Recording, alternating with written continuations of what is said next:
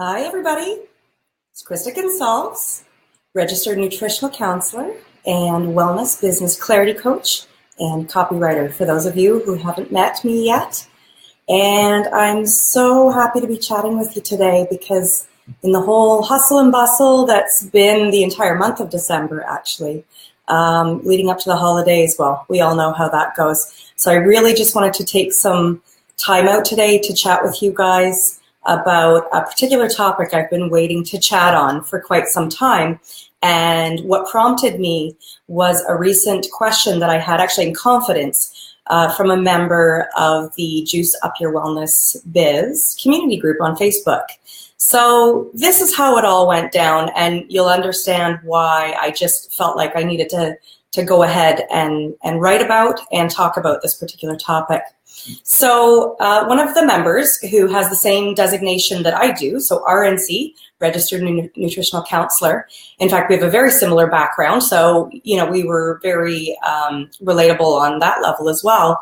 She private messaged me because a few topics have been going on in the group and said, I have something to confess and I feel a little bit embarrassed.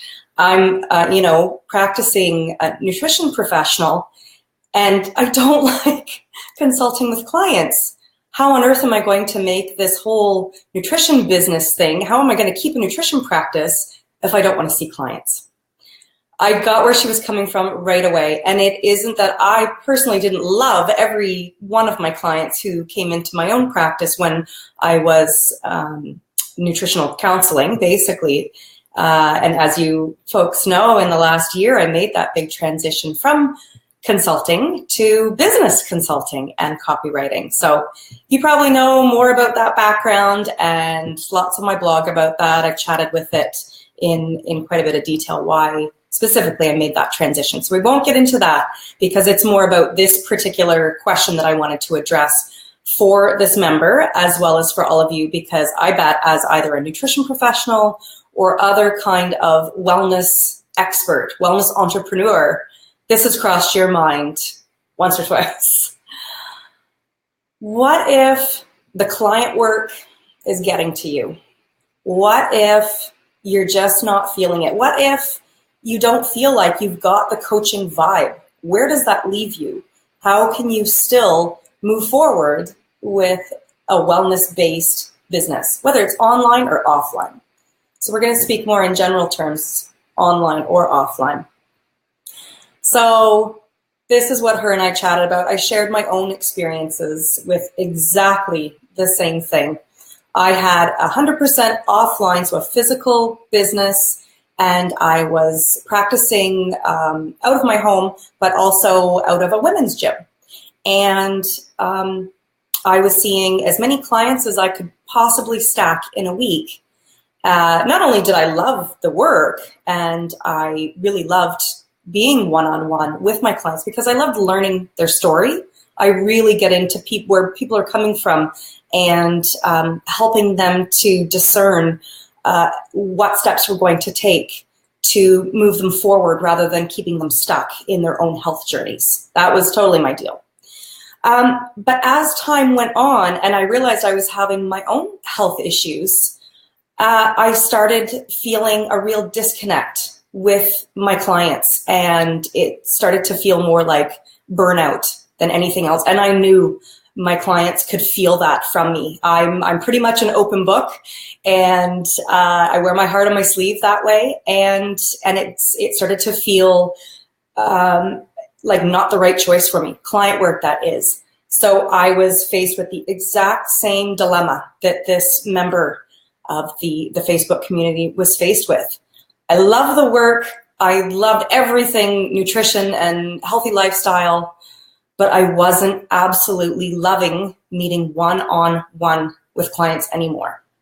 My reasons were slightly different than hers, but it all came down to the same dilemma: how to take my business from feeling stuck in one-on-one client work to continue to grow a business in other ways. So we brainstormed and I shared with her how I got myself unstuck.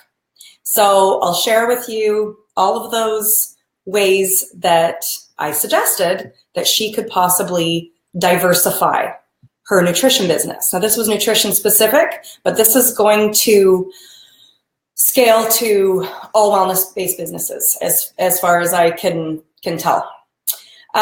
So sharing with her exactly what I did to pull myself out of my own rut, my own business rut, was the following. I moved half of my business online. That was eye-opening, to say the least, and I've shared this piece before. Online business is a whole different ballgame than offline or having a physical practice clinic or perhaps even in a gym setting. There's a lot of technology involved. There's a big learning curve, and the interactions are just different. You don't have that literally face-to-face or physical contact with people, and so you have to go about networking and dealing with colleagues as well as your clients in a very different way. So that was a learning curve for me. This particular member had their business mostly offline, but she was dabbling and exploring with the online aspect of it, so she could relate. So once I made that transition, I realized that relying on my one-to-one client work, even though it felt a lot better doing it more in a digital sense, a virtual consultation, whether by Skype or FaceTime or moving on to Zoom. That's another platform that I've used for consultations. And not relying on it really took a lot of pressure off, but it also took a lot out of my bank account, I'm going to be honest. The numbers never added up in the first place if you've ever crunched the numbers for one-to-one consultations. And I give a really good example in a recent blog post, which you're possibly watching the video from, and I will also link in the comments to this Facebook Live.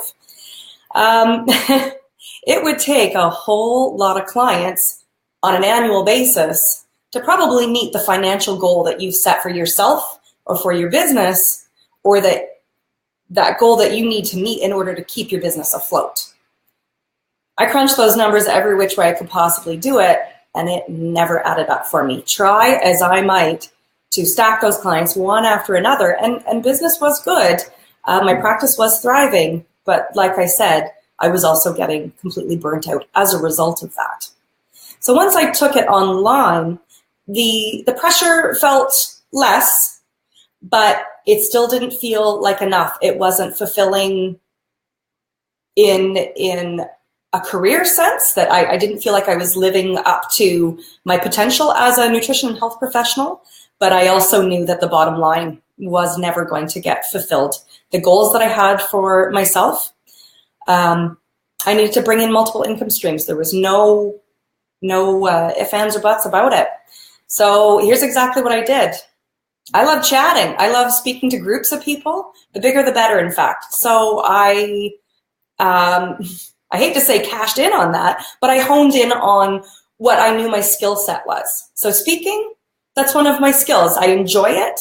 I think I'm fairly proficient at it, and I love to share what I know and what I love and what I'm passionate about with the more people, the better. So I started doing paid talks and workshops, and I did a lot of free stuff. Don't get me wrong. It does start with free, but you work up to paid. So definitely brought in those paid talks, workshops, and I decided I needed to build a program. So that was the next thing that came in, was a group program. And that was when I knew that the one-to-one consulting model was simply not for me.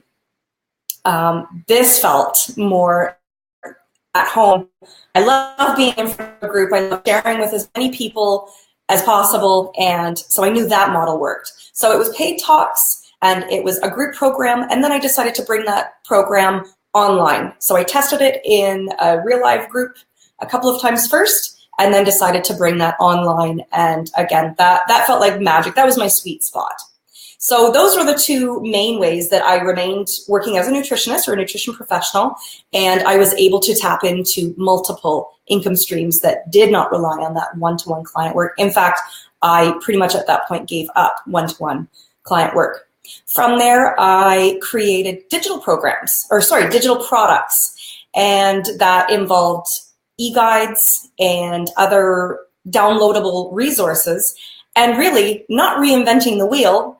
I just took a lot of existing content. So this is repurposing existing content that I used with my clients for years in my nutrition practice, as well as actually in my fitness business that I had prior to my nutrition practice. So I took everything I could possibly muster, and because it was all great stuff, and I had created it with so much love and so much effort, and repurposed it all into various guides and downloadable products that I thought would be useful to my audience. Still, as a nutrition professional, this is not what we're talking about now as a business coach and copywriter. So I talked about all of my experiences and gave this member of the Facebook group these ideas that worked for me. And we brainstormed a bunch of other ones that I hadn't tried myself. They've been on my list. And so these are the ones that I also want to go through for you.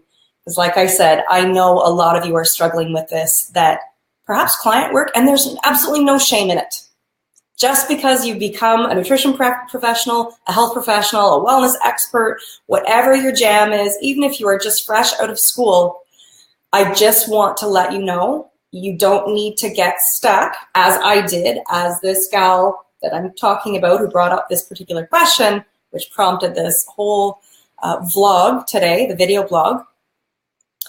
You don't have to get stuck in that one-to-one client model. To me, that was trading hours for dollars, and I felt like I could never get out from under it. So multiple income streams, in my opinion, in my experience, not just nice to have, nice to do, absolutely necessary. So let me go through all of the other ideas, some of which are still on my bucket list as a business owner, and some of which others have shared with me that have worked for them as a nutrition or health professional. So let's get right to it. The coaching program, that I think should be top of everyone's list. Is it absolutely right for you to create, say, your signature, your kind of, your unique program that is unique to your business, your skills, your niche? Yeah, that should be top of your mind. Is it absolutely necessary? No, there's lots of different ways. The workshops are paid talks. Definitely, if you are a local professional, you need to get out in your community and have that face time with people. Super important that they get to know you that way personally. For me, I've decided my entire business is 100% online, so getting out there in my town wouldn't necessarily benefit me. So that's not going to be top of my list. But if you are somebody who is out there consulting or running group programs in the community, talks should be top of your list. You could do as I did. Now this is transitioning from when I was a nutrition professional to the coaching and copywriting. If you love writing, if you love creating content, why not be a writer or blogger for hire? I started with a lot of freebies, lots and lots and lots of them. I pursued a lot of really big sites and some colleagues of mine, people who I admired, my mentors, and I presented it in such a way. Now, there's a bit of a strategy to it, and there's a bit of an etiquette to pursuing a host site or a host company that you'd like to write for, but you've got to start somewhere. And you kind of got to pay your dues, I will admit that, but now I'm a paid writer, and that is, at this point, 50 to 75% of my income for my business is copywriting. Now, I can't reveal everyone who I copyright for because it does end up being in a non-attributed or ghost-written capacity. So that's a strict code of confidentiality that I always have with my clients. But I feel so blessed, so grateful to have those opportunities and to be writing for people and companies that I have long admired in the industry. So that's how, part of the reason why I transitioned and why I just absolutely love what I'm doing under the Making Lemonade brand, as you've probably seen me carry that same brand through from when I was a blogger as a nutrition professional. I've continued with that Making Lemonade brand. That's a whole other branding story that I'll definitely share with you in the not so distant future. So speaking of content, if you love writing, if you love creating content, take some of that great content or start creating it and make your e-guides, make your downloadable resources, create a cookbook. There's so many recipes I have in my back pocket. I used to be a recipe developer as a nutritionist. And have I done anything with them? Nope. So if you have a bit more motivation than I do to pull together that fabulous recipe book idea, fantastic, go for it. So that brings me to selling digital products of every kind. I could list 100 of them. A bit out of the scope of this and the length of this video that we're gonna finish up within a few minutes. But besides e-products, digital, downloadable, virtual products, physical products. Now that's a bit of a tougher game, but if that's your jam and you want to sell, you've got a really great brand, you've got a great logo, making lemonade, I don't know, could be in the future. Take your brand, you've got a great tagline. You might do embossed planners or mugs or shirts or hats, water bottles, all of these things would constitute a physical product. Another physical product that a lot of health and nutrition professionals might endeavor to do is having a physical book, not just a digital book, but you might like to take that the extra step. Again, you love writing, you love creating content, and you might want to get that book that you've always wanted to write out there in people's hands. Let's see, going on with sponsored blog posts. So this just simply means you're a blogger, you're an established blogger, so then you're considered an influencer in the industry. Someone might approach you, you might approach them for them to sponsor the blog post. Basically, they pay you to write. It's often a review or something of that nature, some sort of feedback on their product, their service, their program, their company, in exchange for a financial compensation. A lot more to say on that, but consideration if you're already an established blogger, if that's something that's interesting to you as a coming up blogger. That wasn't something that I was after as a blogger myself, but other people might take a different angle on it. It's totally fine. Speaking of making money off of your blog or your website, you might have ads that you run on your website and making money from that. Now, you have to have a pretty huge following in order to make some serious money off of it, but that's something to explore. A lot of people go into an Amazon affiliate situation, and then that leads me to suggest affiliates in general, not just Amazon. Amazon can be a tough gig, and you have to do it in such a way that it doesn't seem smarmy. Is that a word? Smarmy? Anyways, I just find people who are overly promoting every single Amazon product under the sun. It's not my favorite, but if you do it in the right way, it's not so bad, and it can generate a couple extra bucks for your website specifically. So affiliate marketing. This is where you're going to connect with perhaps a colleague, another company, another individual who has a really fantastic program or product that you are totally down with. Now, those people that do affiliate marketing just for the sake of making the bucks, that's not what I'm all about personally. That is not what I suggest you do. I would suggest that you invest in something. I don't mean financially. Invest in such a way that you can really stand behind it as a health and wellness professional. That's how I operate with Making Lemonade.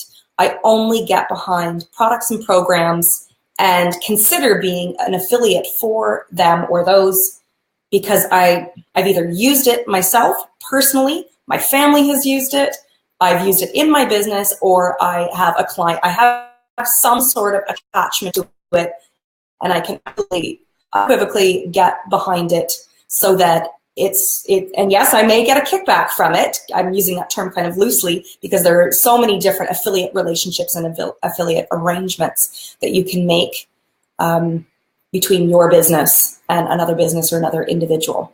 So affiliate marketing, that's just a huge animal all on its own. Another quick couple of ideas, something that's getting really big right now is membership sites. This is a major undertaking. I wouldn't take it too lightly. I did try a membership membership site very briefly on Making Lemonade, found it was really not for me. It just simply did not fit my model. I kind of pulled the trigger on it a bit too fast. It didn't fit my business model at all. I can see how with your due diligence as to whether it fits for your website, your business, how it could be phenomenal. This is where you're charging your people, your subscribers or your members, a particular monthly fee, however you've set up and structured your fees, and that is in exchange for premium content. They're getting your blog content, or they're getting stuff in your newsletters, things that you're sharing on social media.